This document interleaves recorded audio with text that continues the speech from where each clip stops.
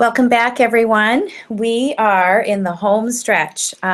Welcome to our very last part of Owocki writing.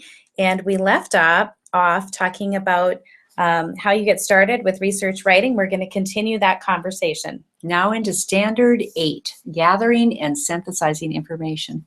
We know that students we all gather information by reading print sources, digital sources, and our experience. All of that together helps to inform our writing. Owocki says that competency with gathering information leads to focused learning and composing. Man, if we could strengthen this for students at a younger age, we would so improve their ability to read to learn. Standard 8 says to gather relevant information from multiple sources, both print and digital. We have to assess the credibility and accuracy of those sources. And then we have to integrate that information while avoiding plagiarism. So again, if we look at the learning progression in K through 2, it's basically recalling information from experiences and gathered information from provided sources. So kids don't have to go and find any sources. The teacher is setting up the success, right? And in kindergarten, in first, and in kindergarten and first, they're able to do it with guidance and support only from adults. Second grade, they're starting to be able to do that on their own. So that is using experiences and information from provided sources to answer a question. Once we move from 3 to 5, now we're talking about recalling relevant information, still from experiences and gathered information, but the sources have to be both print and digital. So the additional expectation of third grade is they have to start taking some notes, and they have to be able to sort evidence into provided categories. So the teacher has dictated what the categories are. In fourth grade, they have to find that relevant information, and here they have to take notes and categorize by themselves. Now the fourth grade teacher is not giving them the categories. Students have to be able to see their own categories. So you can see kids need a lot of shared experiences early on to build that ability in fourth grade to be independently identifying their categories. And now they have to list sources. In grade 5, here you add on that the kids by themselves have to summarize and paraphrase the information in notes and their finished work. I think it's important that regardless of the grade that you're teaching, that we know the K-5 scope of expectations, especially as we look at the high expectations for our intermediate grades. If they haven't been exposed to these expectations since kindergarten or first grade, it is going to look different as a current fourth grader or a current fifth grade. So for us to know how to differentiate and adapt to where our kids are at, to just take note of that whole entire K-5 scope of expectations.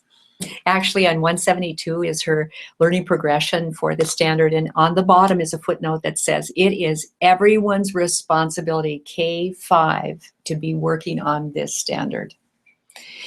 So we're going to gather relevant information from multiple sources, okay? I want to back up the bus just a bit here to repeat something you already know about the importance of kids first hearing concepts and learning, understanding through the ear. When they can do that, then they can understand when they're reading, when they face that same concept when they're reading, but it's lastly in the writing that they're able to produce it. And so we know things have to start with the speaking and listening, and honestly, we can't understate this enough. That's the first to develop, then reading, and then writing. And you've seen this before. This standard 8 is tough because our kids lack the ability to paraphrase and summarize. And just to restate this, you know, we know that all research starts with asking and answering questions. And that's basic in kindergarten and first grade.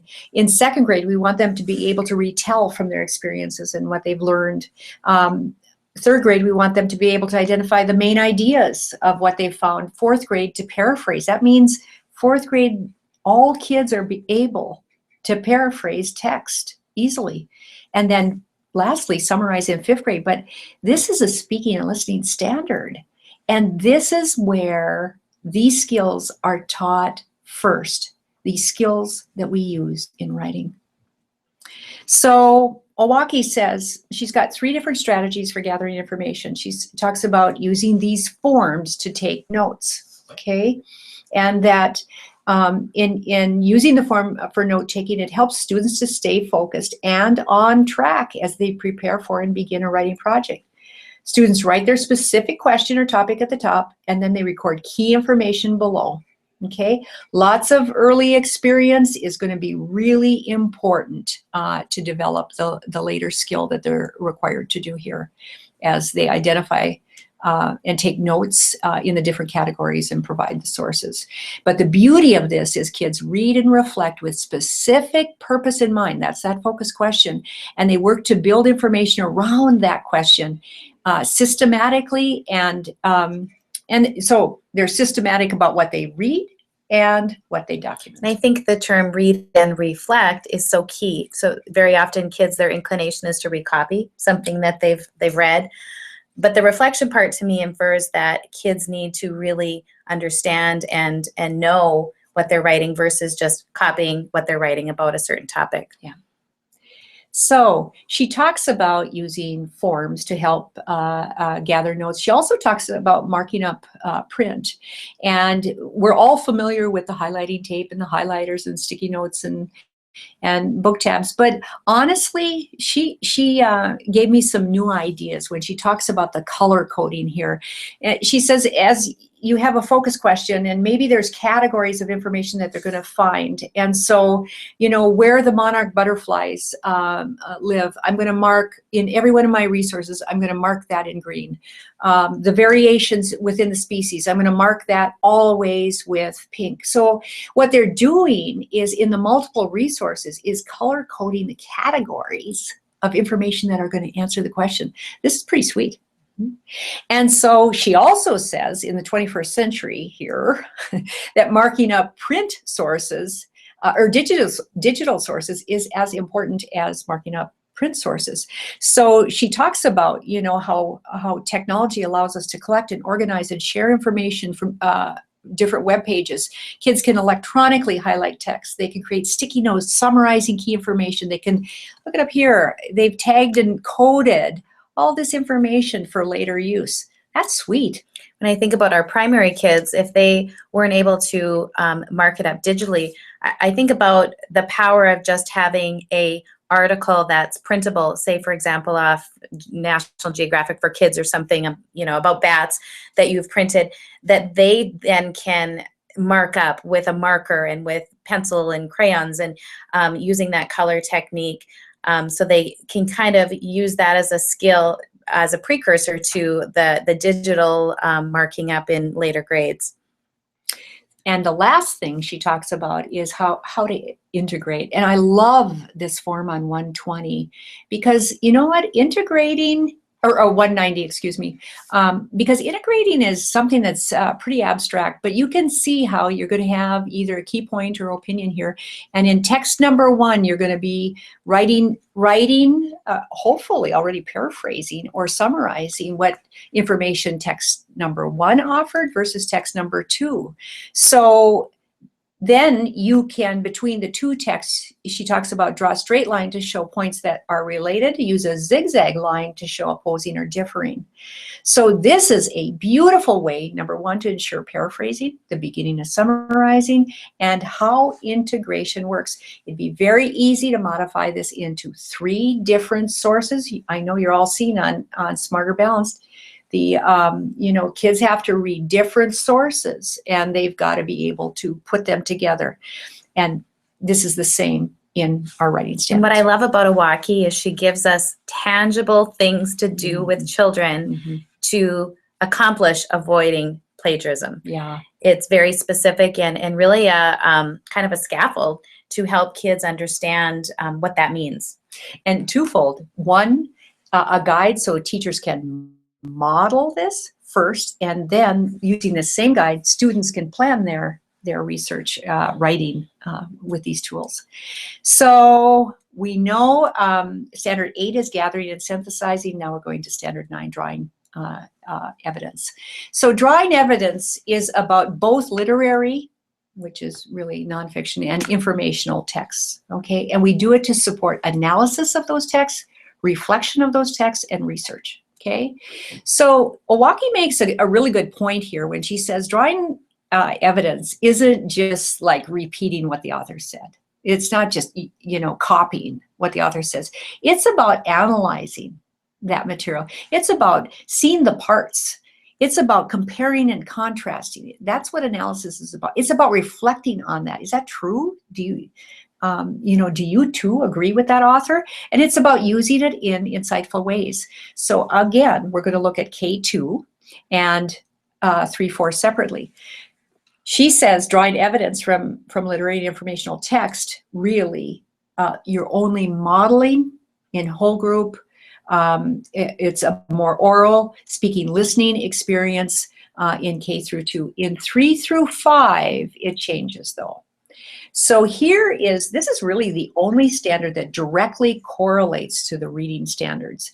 And so here you're going to apply that analysis, reflection, and research when it comes to literature. And here's an example that she uses.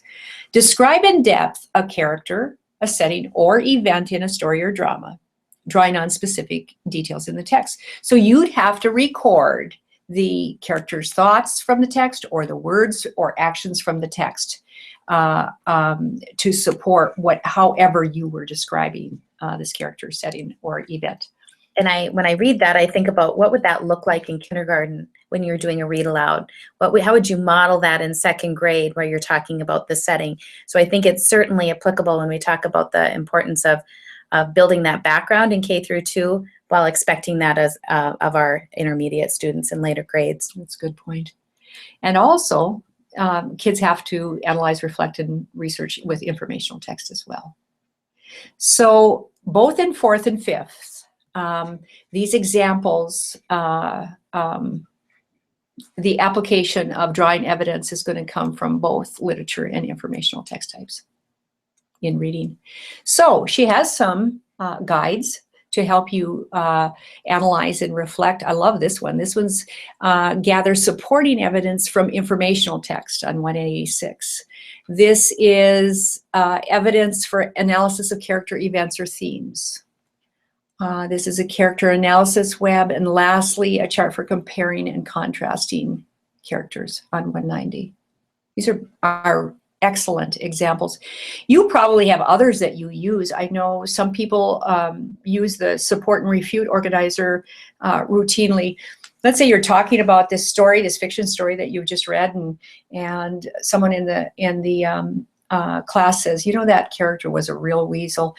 You can ask the kids then to go back into that text. From that text, draw evidence for that statement or evidence from that text refuting that statement.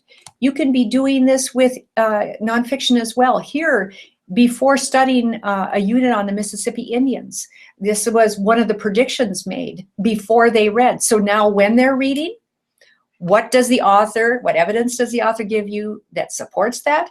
Or what evidence does the author give that negates that?